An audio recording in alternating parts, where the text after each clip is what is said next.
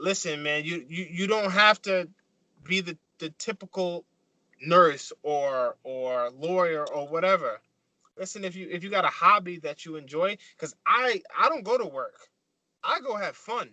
It's almost like being a professional athlete because listen, they get millions and $1 million to play a game that they played all their life, and it is a game. Basketball is a game. Football, it is a game. Baseball, it's a game. Just because they're professionals and they're getting paid millions and millions of dollars, people pay it for free and they having a great or good old jolly old time. Now that's what I think. That's what I think about electrical.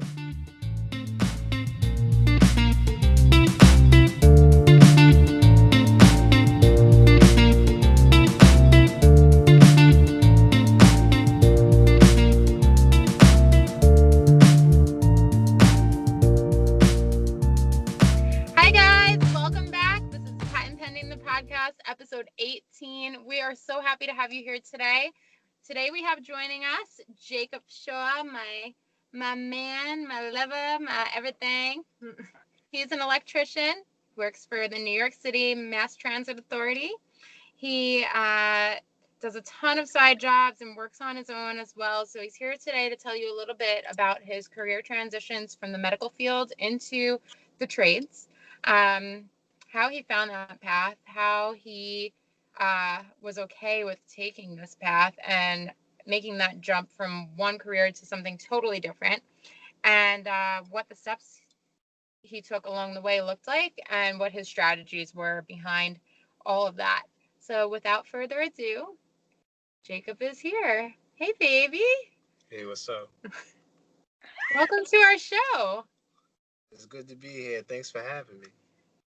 So what do you want to tell us today? Can you start out just telling us a little bit about yourself, where you're from, what you do, what you've been up to most recently in the world career-wise? Yeah, anyway, my name is Jacob Shaw, 33-year-old electrician, and I work for New York City Transit. I'm a electrician there, and basically we provide the cable because I work in the power cable section. We provide all the cable in the Bronx and Manhattan. To run the subway systems, right? Yes. Yeah. Communications, power, telephone, you name it, we run it. That's awesome. So can you tell us a little bit about your transition into that work and what your life looked like career-wise prior to that? Well, that's a funny story because I was predominantly in the medical field, and I did trade work before, but never really electrical. Because when I was 16, I used to box, and my boxing coach actually kind of introduced me into trades because he was construction. He did construction. He was a contractor, so he basically did everything but electrical. And I already really knew, some construction myself because just growing up, I was just always good with my hands. But anyway, like I said, I was in the medical field because my mom's in the medical field, and uh, I, kind of wanted to take that path because I just thought it was good money. But so when I was about 18, I joined South Country Ambulance, and I became an EMT there. And then I went to Bayshore Ambulance, and there I became a critical care EMT. So I just really fell in love with the medical field, and uh, my actual goal was to become a doctor, but I ended up having a baby, so that was kind of hard to do. Mm-hmm. So I had to make some money, so I got into trades, got into trade work. So let's talk a little bit about what that transition looked like for you in deciding to move your career from medical field into the trades. So just a little further details on the background of that. Jacob went from working as an EMT, working his way up to a medic, working for private ambulance companies, and then after that moved on to finally working for Long Island's most well-renowned hospital, No, Stony Brook, I worked for Stony Brook as a patient care tech in pediatrics. Really crazy but amazing job. And then when we were having our first child, he decided, this is the time to figure out what I'm really going to do with the rest of my life career-wise, and what I want and what's going to secure my family. And that's when we had that discussion of, I don't want to do this anymore. So can you just talk a little bit about your decisions around that and your planning and your mindset? Because it was a long process. No, well, when I started working at the ambulance company that I worked for, Lifestar, actually went out of business. Mm-hmm. And it was sold to another company, which I worked for previously, and there was no way I was going back there. Yes. So, that's it. It's weird how things happen. Stony Brook actually called me, and they interviewed me for the position. It was another girl who was being interviewed as well, and so I ended up getting the job. Honestly, in the medical field, if anybody knows anything about New York, you want to work for Stony Brook. So that was just like, wow, I can't believe Stony Brook wants me. So one of those, the job was great. The job was beautiful, but it was just the people. I can't deal with the politics. Nothing against you ladies or anything like that, but when you're working in a field predominantly women, they want to show who's boss, especially to a man. Mm-hmm. Yeah. So it was like I was going to work and I wasn't happy. This wonderful field, and I'm working with pediatrics, like these wonderful kids coming in all the time, and the kids were great. The parents were horrible. Yeah. So, and I was like, this can't be it for me. The benefits was great. The money was okay. But a peace of mind is so much better. So. You know me. I don't do anything without thinking very long, hard about it and planning it out. Mm-hmm. And I even asked you. I was like, listen, I'm not really too happy where I am. I'm really want to go into business for myself. I want to do electrical, and I already thought about this for a year before I even told you about it. Yep. So I said, what do you think I should do? And then she gave me the green light. She was like, listen, this is how you, I'm sorry, guys. Melissa, my girlfriend, she gave me the green light. She was like, listen, if you feel that this is what you want to do, then I support you. That's all I needed. So so from then on, I was looking at schools. There was a school in Long Island that I didn't really like too much, and so I seen a couple schools that were in Queens and Manhattan. I ended up choosing the one in Queens, Apex Technical.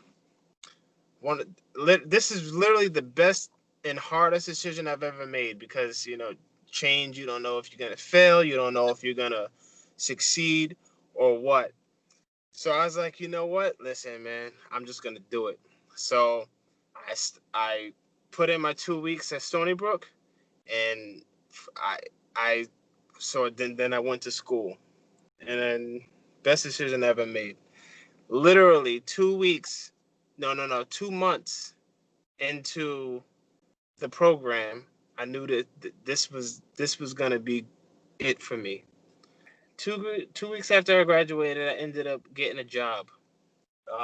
New Ross Electrical. It was pretty decent. They taught me a lot because when you go to school, everybody knows going to school you really don't know much. You just pretty much know the basics. It gives you a good foundation. But listen, man, I was in my house putting up receptacles, which is basically a plug. I was putting up receptacles and switches and lights, and basically it's whatever you put into it, that's what you're gonna get out of it. So I was like, you know what? dive straight in. I wasn't even done with school yet, and I'm changing main breakers, which is a job that third year mechanics don't even do. That they don't even know how to do it. They're afraid to do it because we're talking about 25,000 kVA. But it's a lot of electrical. Yeah. a lot of power. A lot of power. But, so I worked with them for a little bit. They taught me a lot, but these guys were third generation electricians, and if anybody knows anything about the trades, when you're a generational tradesman, you usually work for your father or your grandfather, and boy, they treat you like shit. Am I allowed to curse on air? It's all good. Yeah. I'm sorry, but fine. they treat you bad. They want you to be the best they want you to be better than them and quicker than them. As a matter of fact, they want you to know what they're thinking without them even saying it. So they knew what they were doing. They were great at it. They were efficient. They was fast, but they were horrible people. Like, I'm not your son. I'm a grown man. I don't want to be called every name in the book. Any name that you can think of, I was called. It was bad. A lot of hazing type stuff getting into the trades. Worse than hazing. And then it's so weird because they would haze me and then they would like call me all types of names and stuff. And then at the end of the day, they would, so you're coming back tomorrow, right? Yeah. It's just like a mental game. It's almost like they're doing it to break me, to make me stronger, but you can't do that to an adult. They're not gonna. Yeah, it doesn't work when you're grown. It's not college at all. Yeah. But anyway, so after 3 months, I was like, you know what? I can't do this no more. There's no way I'm gonna end up going to jail or something. Yeah. And so I was like, you know what? I'm done. But it is so weird how this happened. Literally, the day that I said I can't do this no more, because it was a privately owned, it was a small business. It was two brothers. I told the master electrician, I was like, listen, I can't do this anymore. You guys are, you're great. You're great at what you do, but you're horrible people persons, and you're never gonna find somebody to work for you with the way that you are. And I just left. Literally 2 days afterwards, I got a letter in the mail from the New York City Transit. And when you go to Apex for an electrical trade, this is like the job that everybody goes there to get.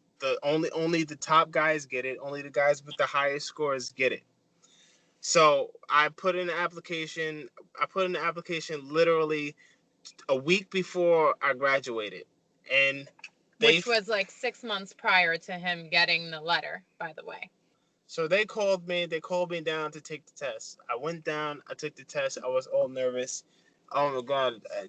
I had never been this nervous to take a test in my life. He's like that person that sleeps in class and gets an A+, like doesn't get nervous about tests. They don't do that. It's true. No, that's not true. He would like it lands the same exact way. So. Exactly. And it's funny how that is.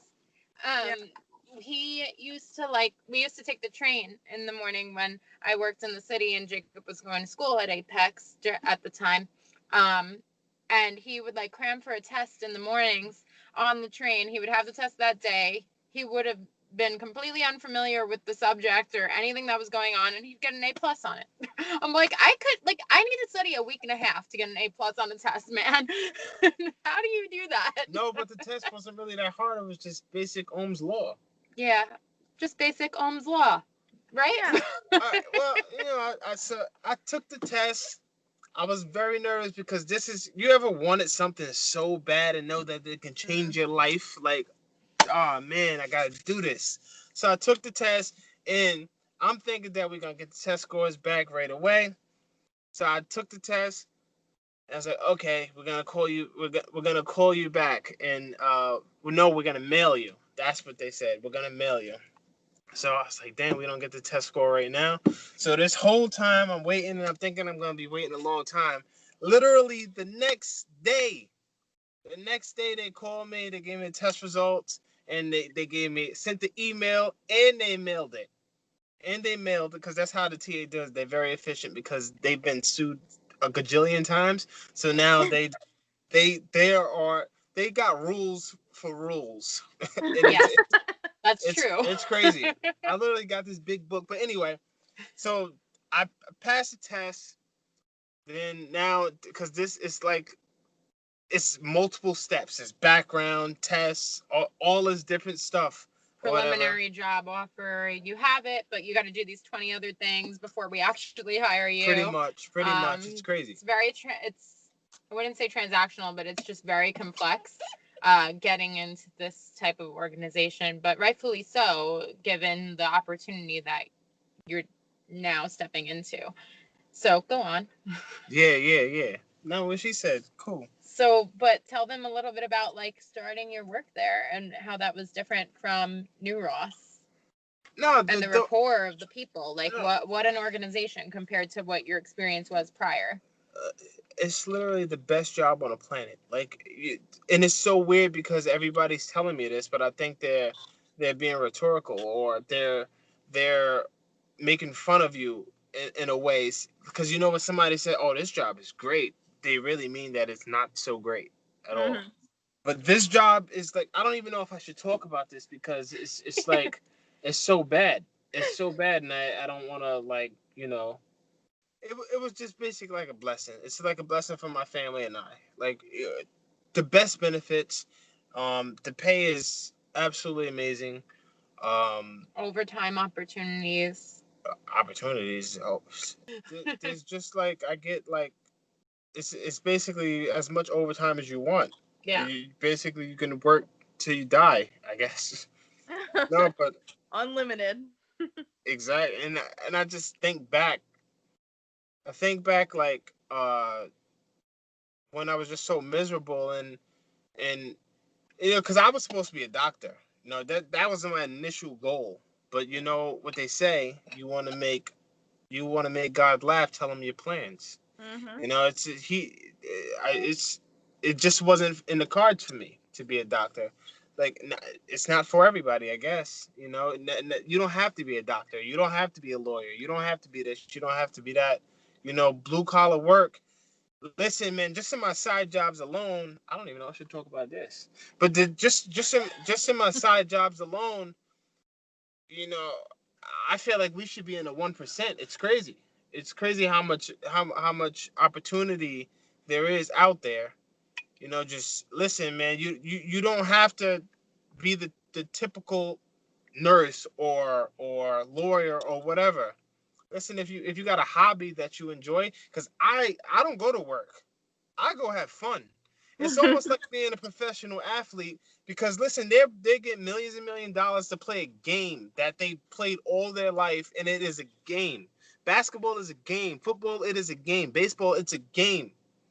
Just because they're professionals and they're getting paid millions and millions of dollars, people pay it for free, and they having a good old jolly old time. Now that's what I think. That's what I think about electrical. It's not a job to me. Like, I can stay at work all day long. If I didn't have a family, this beautiful woman sitting right next to me, and my children, if I didn't have that, I would literally live at work, because I'm getting paid to do what I love to do, and that's amazing. Yeah, you're so blessed, because there's so few people that are able to say that about here. I'm curious though. So you said you had a background in the trades growing up. Yeah. And the only thing you didn't really touch on was electrical. So when you decided to go into the trades, what made you decide to go for electrical instead of something that you already had a background in? That's funny that you asked me that. And she doesn't even know this is the first time that I'm telling her this, but it's really because of her.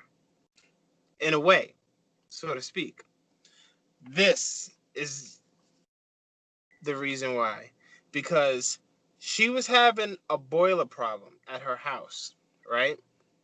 So there was a plumber called. The plumber came. He did all this stuff, blah blah blah, and charged the arm and a leg for it. And guess what? Was the problem fixed? Nope. Nope.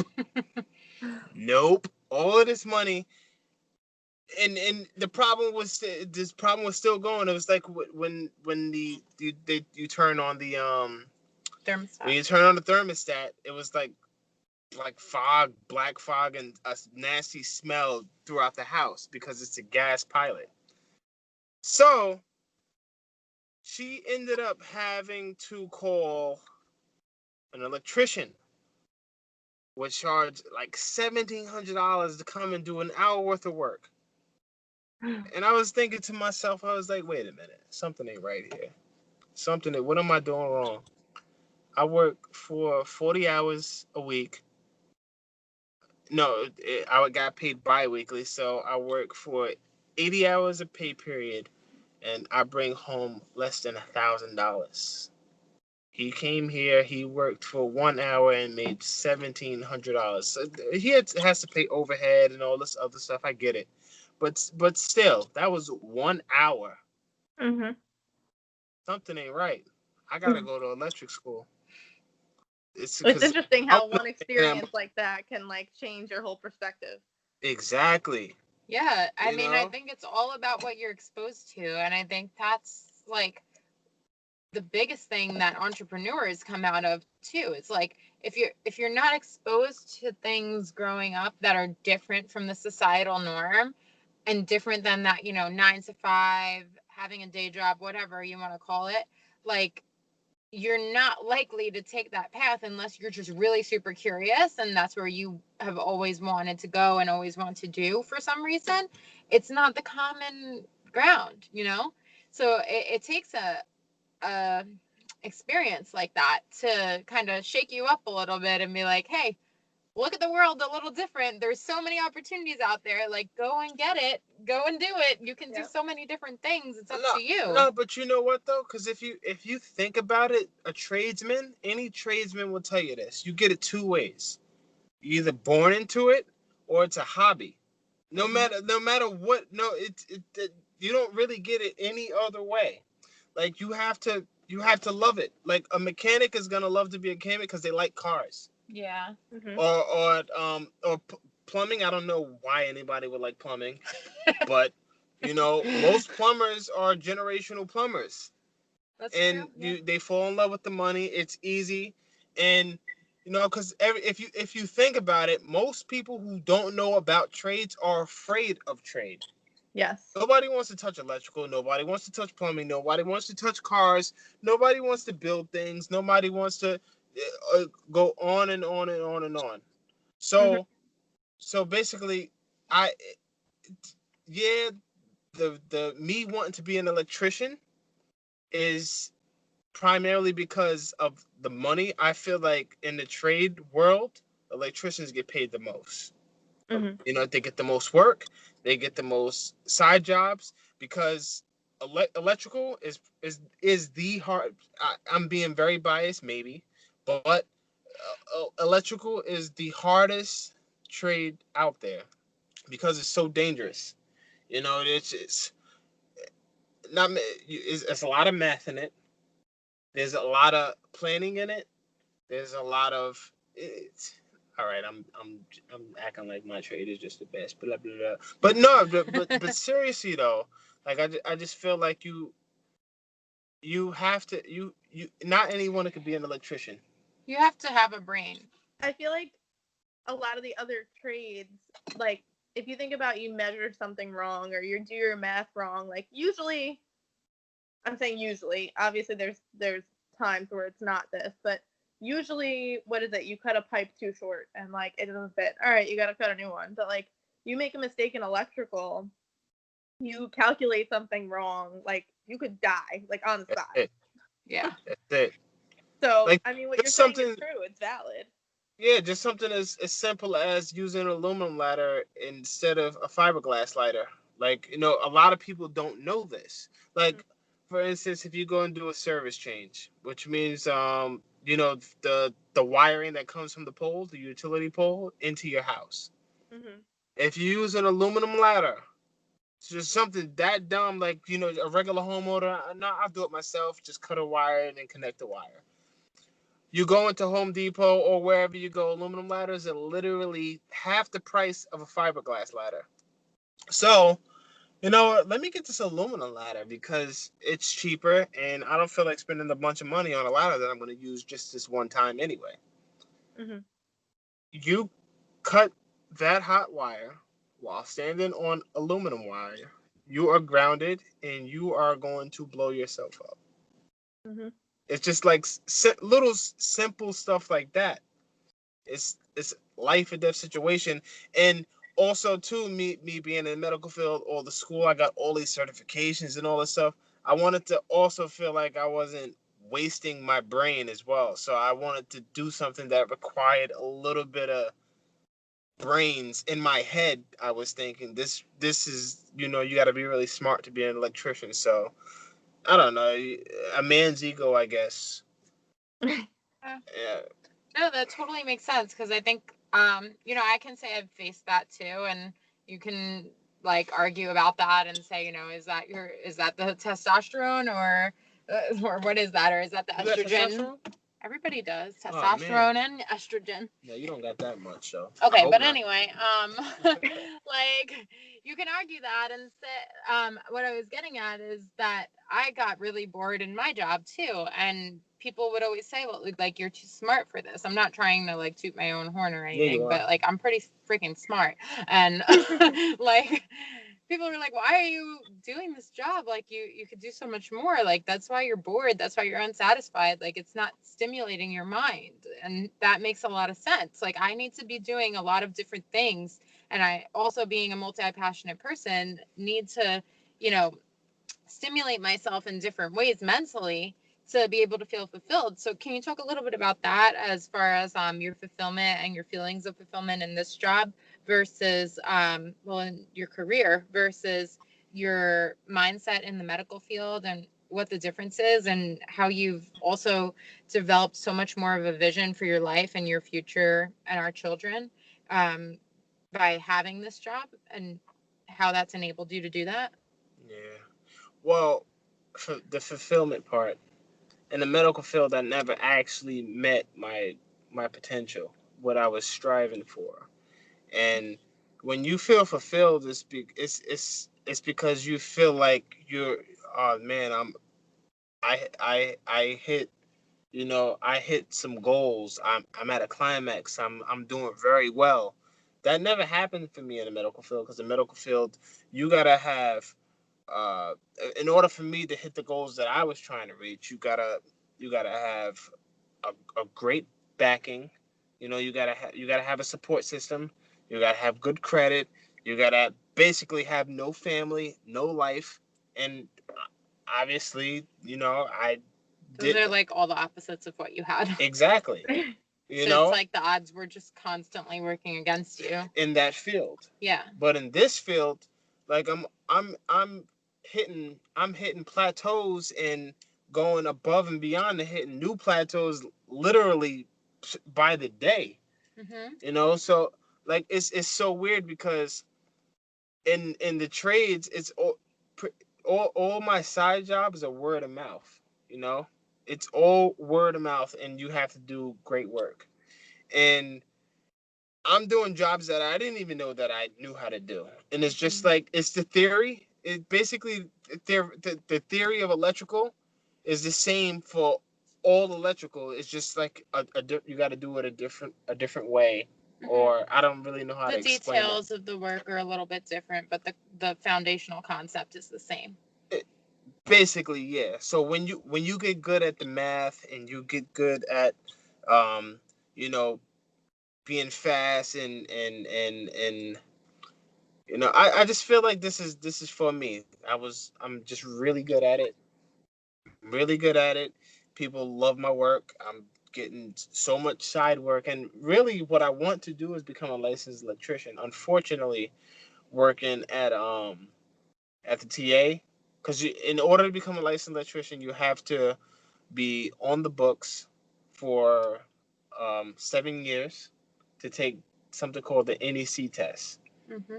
And that's the test that nationally recognizes you as an electrician and getting your license.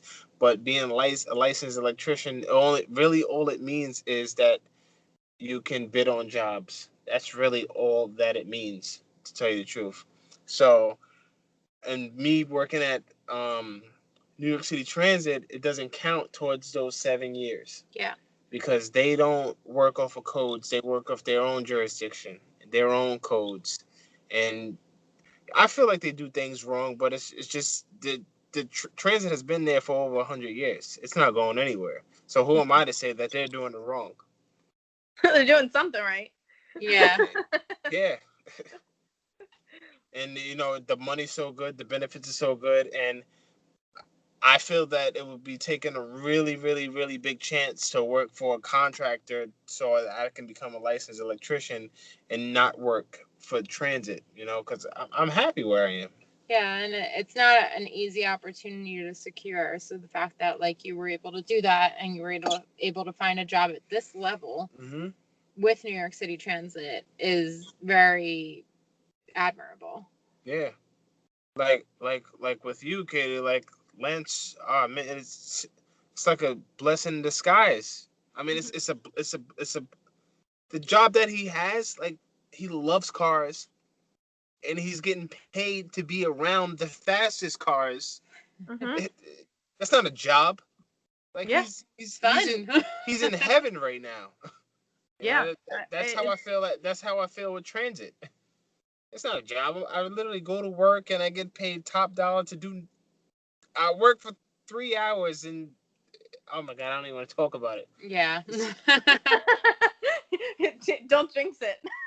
Yeah, it's just a good time. Like, he enjoys the people that he's around. He enjoys the work that he's doing. He enjoys the education that he's gaining, and he enjoys the benefits that he's reaping from all of this. So being able to put yourself in a position like that when you're not self-employed, like, how rare is that? How many people do you hear, oh, I don't want to go to work today. Oh, I can't stand going to my job. Oh, this new job is running me into the ground. Oh, I got to get out of this job. I'm so burnt out. Like, I don't really think I'll ever have a day where he feels that way because they're also so accommodating. Like, if he's sick, there's no questions asked. If he can't make it in one day and he has a flat, there would be no questions asked. Like, it's not a difficult place to work. It's all about the combination of the culture and the people that you work with and the structure and everything else. And it just makes for a really great environment to be a part of. And we're really blessed to have that opportunity, I think. Yeah. And I feel like what's coming up too is that everyone has the different like boxes that they need to check with their career. And like for you, it might be that you need that flexibility because you have your family and you have like different things that you need to take care of. So you need that flexibility. And you didn't like the people when you were working at Stony Brook, and you didn't feel that you could work with those kind of people. And it's interesting because everyone has a different list of boxes that you need to check. And it's so cool that you found this position that checks like every box that you have on your list. Right. Yeah. Yeah. Can you talk a little bit about how those boxes shifted for you? Like, what your image of your life was when you were 18, 19, 20, approaching the medical field and trying to build a career in the medical field versus what your boxes switched to when you were in your early 30s, still are in your early 30s, and like why you made these changes? Well, I really made the changes because with change comes change. You know, when I was 18, I had no family. I had no one to look after. I didn't really. At 18, who cares about benefits? It's really about the money. Like, who cares about a 401k? What's that at 18? You know what I mean? You should care. Everyone should care. Think about your 401k. You're 18 Right. and you're listening to it. Get an employer that's going to have a great 401k for you. You Yeah, will that's a thank us in the must. future. That is a must, and also like death benefits and this is the stuff that you think about as you get older because let's just be honest, at 18 you're selfish. It's about you. You Hmm. want to have all the fun. You want to have all the girls, or for women, all the guys, or whatever you're into. You want to, it's about you. But as you get older, your family expands and you start thinking more about those around you, your family, more than yourself. Like me, I don't even remember the last time I went shopping for myself. Like all my money goes to my family, and that's really I feel like as because I didn't have a father growing up. I barely had a mother, and I promised myself that I would never ever ever do that to my children. So basically, that's what changed. That's basically Or change your mindset. yeah, what changed. I I these kids didn't ask to be here. These kids did not ask to be here, so that here I got to make sure that they're taken care of. So I need that 401k. I need that retirement. I need that death benefit. I need did I say I need these benefits? Because benefits is huge. Trust me, benefits are like so big. Like I got three boys. I got three boys and they're gonna break a lot of bones. Without insurance, health insurance, do you know how much money that is? Yeah, just going to It's the bad. ER, it's a lot. So being Not for able to us, have, it isn't. yeah, no, but when you don't want to give them your insurance card because you're having an asthma attack, it is. Anyway. That's just another funny story for another day. But anyway. The point Oh is, yeah, now I get it. you totally forgot what I was talking about. No, but that's crazy though, man. I'm having a freaking asthma attack, and I'm in the hospital. Worst hospital ever, by the way. Brookhaven Memorial Hospital. I ain't gonna mention what hospital it is. Never go to that hospital. We've had many bad experiences I there. go to that freaking hospital. I'm having asthma attack. Literally, I can't get air in. If anybody out there knows anything about asthma, you know that oh my god, Worst getting the feeling air ever. out is fine, but when you try to take that full breath of air, and that air it stops halfway and it won't allow your lungs to expand. This lady's asking me for my insurance card. Lady, get the fuck away from me. I'm sorry. Excuse my language. Get away from me. I can't breathe. You want my insurance card? Bye. I brought that up because we got a bill in the mail, and I was like, "What is this? Why did the insurance not cover this?" And he's like, "I didn't give her my card. She was crazy. I was having an asthma attack." I was like, "All right, Like we're good." like have some compassion. And that's another reason why I'm not in the medical field. Like there's no compassion. None whatsoever. Everybody is so numb, and they basically see it every day. So, somebody comes in with half the head blown off. Oh, just another head blown off. Yeah. Like, I think a lot of that is New York too. Like they're probably so overworked, and especially now with COVID and no, everything. it's not New Like York. we Don't love blame it on New York. It's the whole fact that if you see something enough, it becomes just oh, just a, just another head blown off. Yes, but what I'm saying is that I think New York is like overpopulated and they see a lot more than maybe you would in like the middle of nowhere where you're in an ER and you really love your work and you love what you do. Like we love our medical workers and it's a crazy field to be in, but I think what you're getting at is that like you just get used to things and it doesn't have that full effect and that full emotion for you anymore when you see things. And Yeah, they have those emotions behind closed doors too. yeah. Because a lot of these people, like, they know how to like kind of shut it off when they're Yeah. doing their job, and they just do their job, and that's it. And then Right. Yeah, and then the compassion is left out because Yeah. you can't. they have to. Instead, So. you can't carry it through in your work, because especially in a place where there's like, it's constant and it's constantly moving and it's fast, like here in Long Island or in the city or whatever. It's a very demanding environment to be in. So Yeah. I get it. And it's hard when you're in that position as a patient, like feeling like you don't even care about me. And like in reality they do. It's just they're forgetting that what they're asking or saying might come off a certain way because they're just doing their job. Yeah, I hear you. But when it comes to doing your job, this is the thing. You are getting paid. Mm-hmm. If I'm here at your place of business and I don't want to talk to you right now, you're just going to have to take it. Because come back another time. You are getting paid. That is your job.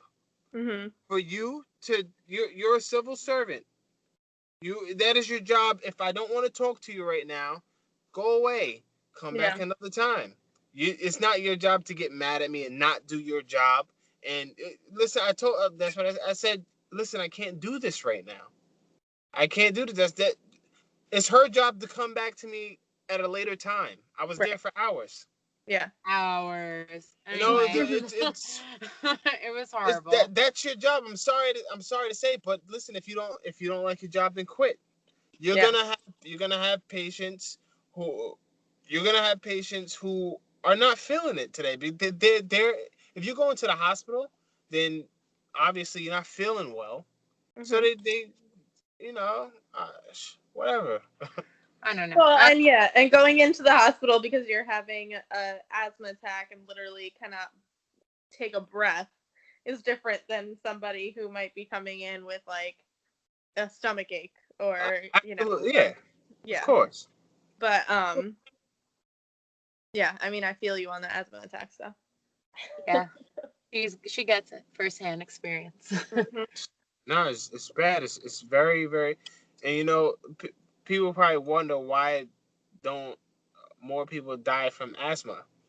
It's very with medication. It could be very well taken care of, but once it comes on, once for whatever it exacerbates, there's nothing you can do about it. You just gotta get to the hospital, get those medications in, and she should know that. I know she's just billing, but she should know that. Listen, let me give this person some help, a little bit of space. Yeah. So my blood pressure was like 190 over 160.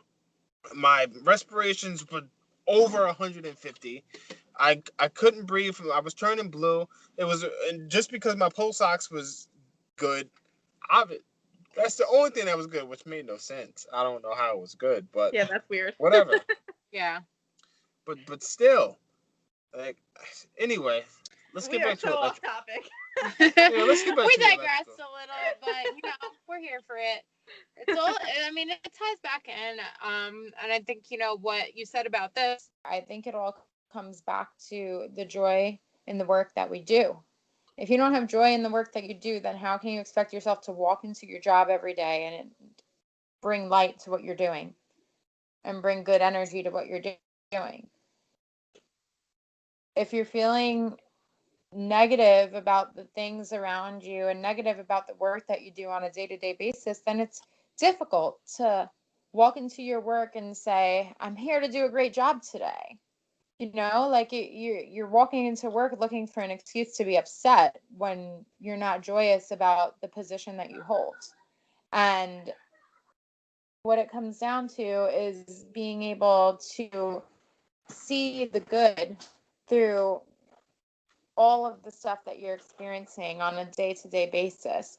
Whether you have a negative environment that you're working in or not, doesn't really matter. What it comes down to is the energy that you bring to that environment and what you can do to breed your own success through your work, taking whatever you can from every experience that you have is definitely important. Whether it's negative or positive, there's always something to be taken from each experience. And I would love to hear, Jacob, a little bit more about what your mindset was around giving yourself permission to step into the trades, working in a field that society tells you is so reputable and wonderful and makes so much money and blah, blah, blah. There's such a stigma around the trades, I feel. And we spoke a little bit about this, Katie and I, on our last episode about how so many people grow up in environments where, you know, their father or their grandfather or whoever, whatever adult in their environment, is a trade worker. And a lot of times it's like, oh, I don't want that for my kids. Oh, I don't want this for you. That's a strenuous job. It's hard on your body. It's hard on this. Like, you can do better. So how did you give yourself permission to look past that stigma and say, no, I love this work. Like, I love working with my hands, and this is what I'm going to do, and I'm going to build a way for myself and my family.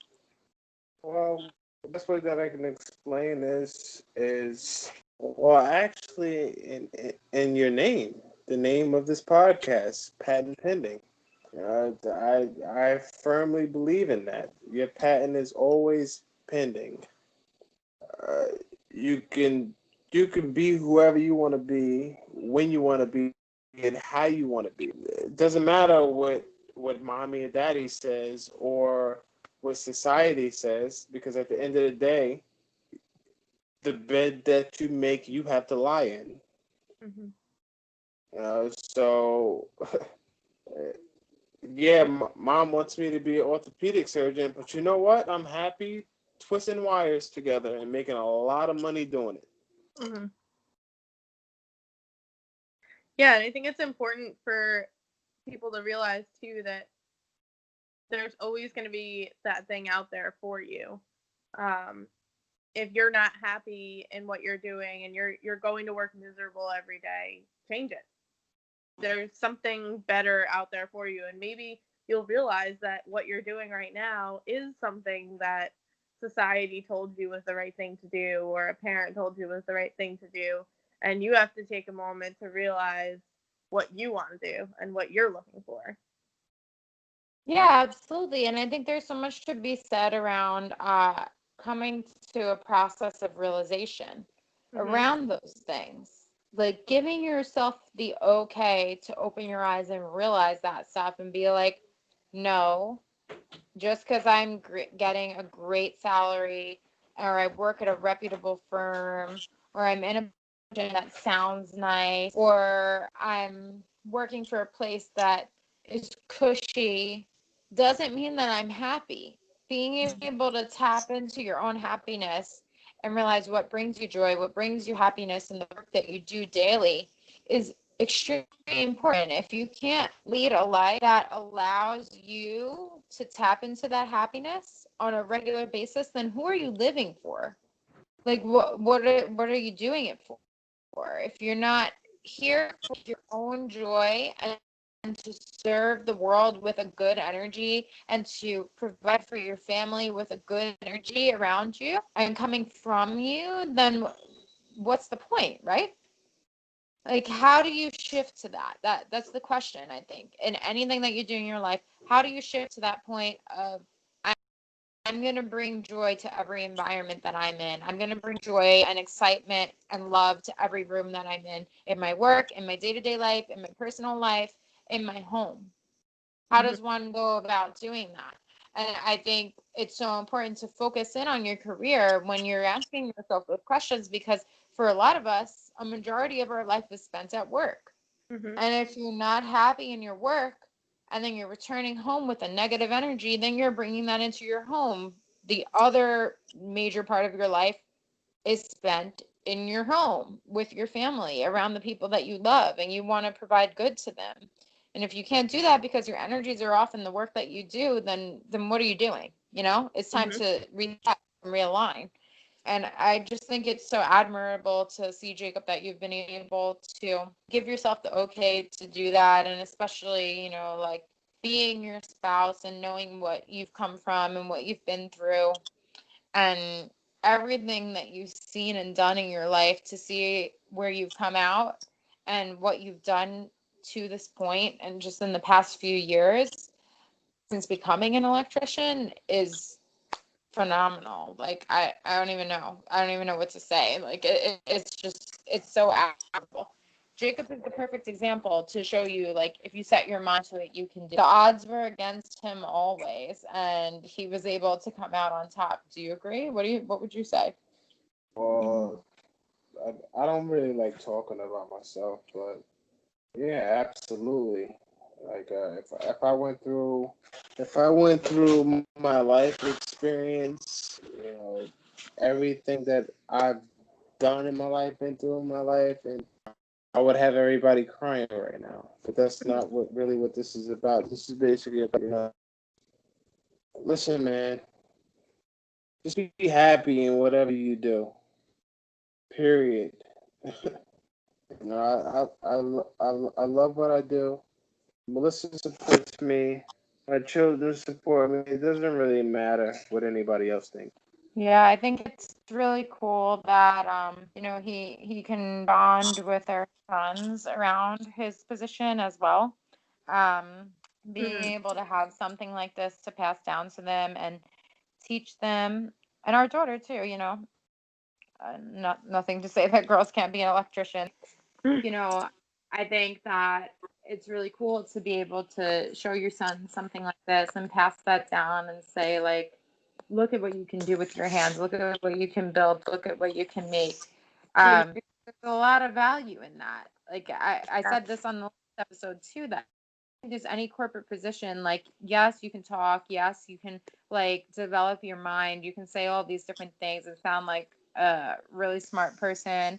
But at the end of the day, when you can create something to a very high standard correctly, that's a whole other realm of skill set.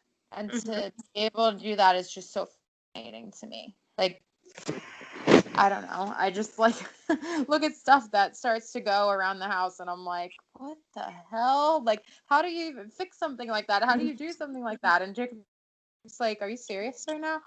Like, what do you mean? Like, it's so simple. Like, it's so easy. And it's just cool to see how different people work differently in their own minds when you really love something and you're able to tap into that and give yourself permission to work within that and become an expert. Yeah.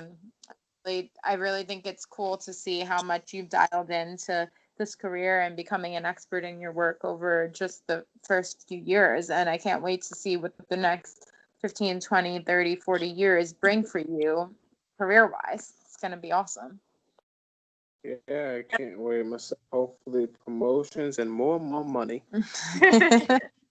I think one of the things, Melissa, that you just touched on too was, being able to share it with your kids. And what it just popped into my head how, trades are one of the only career paths in which you can, like, show a 3-year-old what you do. It may not make sense to them, but, like, you can show them. They can watch you do it, and they see something happen. They see something change, or they see you make something or do something. I can't show a 3-year-old what I do. It doesn't work. They're not gonna, because you have to explain it with words. And the trades are cool because you can show them. Yeah. That's so crazy that you mentioned a 3-year-old, because I think the 3-year-old is literally the pinnacle of me because he's I got a couple of drills or whatever, and every time he sees my drill, Daddy, can I play with your drill? I don't even know what he's, but he was like, Daddy, something happened. Melissa was talking to me. And then I said, I don't know what you said, Julian, but you can't play with my drill if that's what you're asking me. He goes into a rampage. He runs out the room, jumps in the couch, facing the couch. This kid is, oh my God. I love this boy so much. But Daddy, are you fixing something? Are you this? Are you that? Are you this? But yeah, you're right. You are 100% correct on that, and it's crazy. That's what I say. Like, generation trades is generational. You know, what we know today is because of what somebody taught us yesterday. And that's just basically that's what the trade is. Because science is always evolving. Yeah, I think, that's really funny about because I just think about how Julian is with my work, and he's just like, he'll go, I know he admires us both and he admires what we do, But and me he more though, respects right? it. But, Yeah, sure. But he'll say things like, he'll grab my laptop and be like, "Oh, mommy, I have to go to work. I'm working." And he'll just like pretend like he's typing on my laptop, but he could never actually understand at this age what it is that I do. He could probably get a small glimpse of it, but not really have a full understanding. Like I was creating a graphic earlier for a new Facebook cover photo for our business page, and he was like, "Oh yeah, that's pretty. It reminds me of the beach." So like it was cool to look at him and get his perspective from a marketing perspective, but at the end of the day, he has no idea like why I needed to know that. So it's really cool to see that he can actually like learn something and build something with Jacob and carry that with him through the rest of his life, and like we'll see where that takes him. And same thing with Javion, like being able to go to side jobs with Jacob and things like that. It's so cool when he comes back and he's like, he has an opinion about the work he did that day, and he has an understanding. Yeah, and I feel it comes down to like the understanding, because I feel like, Julian could grab your laptop and like click around and say, I'm going to work, but he doesn't know what he's actually doing. Yeah. Whereas like, Jacob installs a light or something and something turns on and he knows that daddy made that light turn on. Yeah. So like he gets that and he can understand that. And I think that's why a lot of times when kids are like drawn to that is when like you see that initial spark in a young kid. And like we were talking about in our last episode, a lot of times people that end up in the trades later on in life are the people who were immediately drawn to it when they first saw it as a child. Sure. Yeah, no, absolutely. I think it's really cool to think about all of that stuff, and I think this has been such a great conversation. Jacob, can you tell all of our listeners a little bit about just where to find you and where to reach out if they want to connect, or if they're looking for a mentor in the trades, if they're looking for someone to come do some side jobs or whatever, whatever you want to connect for. Can you share some information on where you'd like to connect? yeah, you can always contact me on my Instagram, fit to succeed. We'll link to it in the show notes. It's spelled interestingly. Yeah. I got some underscores and stuff like that. It's got to look nice and sound nice at the same time. So, yeah. Or you can just reach out to me. I'll find him for you. Whatever. That too. We're so happy to have had you guys listen into this today. If this episode resonated with you, or you feel like you've really learned something valuable from this listen, share it with your friends. Who do you know that might benefit from what was said here today? Share it with them, send them our way. We'd love to connect. And let us know what you think. You can find us on Instagram. We'll link to our page in the show notes. You can find our website. You can find us on Facebook, pretty much any social media platform, LinkedIn as well. We have a ton of great things coming up this fall. Later this month, we are launching a program, Calculated Transformations. It's going to be all about mentorship. We're going to tap into the mindsets of guests that we've had on the show as your personal mentors. So be here for it, because we want to serve you in this way. We want to be able to be there for you in this way. We're providing a quick sneak peek webinar to what we'll be offering through this week-long program. You can watch for that. That'll be coming out the week prior, October 17th, for the weekend. So you'll be able to sign up for that soon on our website. Just stay tuned to all of our marketing for more information, and reach out if you have any questions. in addition to that, you can expect this program to be running once a month, every month from now forward. We're super excited to be bringing these mentors to you and these guests in this way, and to be able to provide this opportunity for education and learning in a new light. So yeah, be here for it. You don't want to miss it. We want to be here with you for this. So that's it for today. Next week we'll be welcoming Lance to the show. He is a mechanic, so get excited for that. He's also a project manager now, so he will be able to share with you a bit about his journey and his career, similarly to how Jacob did today. So if you're into cars, you're into that world, definitely be sure to subscribe to our podcast so you get information about that release when it comes out next Thursday. We're so happy that you were able to be here for this today, and thank you so much for spending your time with us. Bye for now, guys.